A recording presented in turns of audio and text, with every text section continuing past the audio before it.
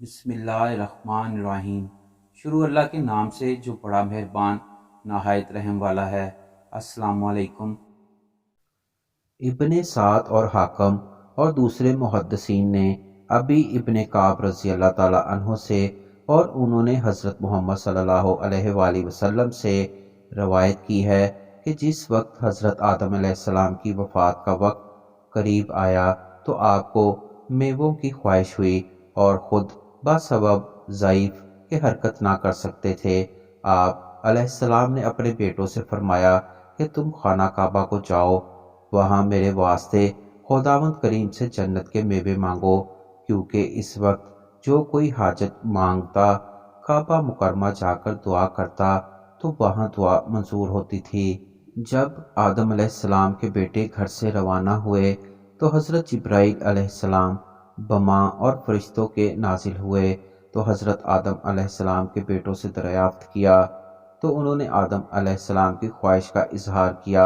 تو حضرت جبرائیل اور دیگر فرشتوں نے کہا کہ ہمارے ساتھ واپس آ جاؤ، ہم خود تمہارا مطلب لائے ہیں۔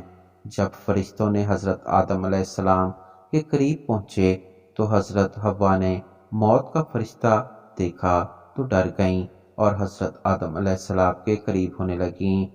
تو آدم علیہ السلام نے ان کو روکا کہ میرے اور میرے رب کے درمیان حائل نہ ہو۔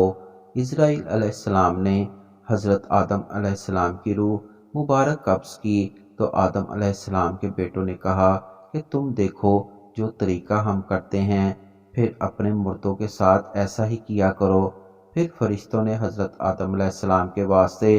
خوشبو مرکب کی، خوشبو میں جنت کی بیریوں سے پتے لائے اور حضرت آدم علیہ السلام کو غسل دیا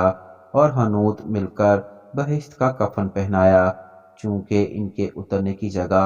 ہندوستان میں تھی جس کو وہنا کہتے ہیں۔ وہاں سے ان کی اولاد میں سے 150 آدمی حضرت آدم علیہ السلام کو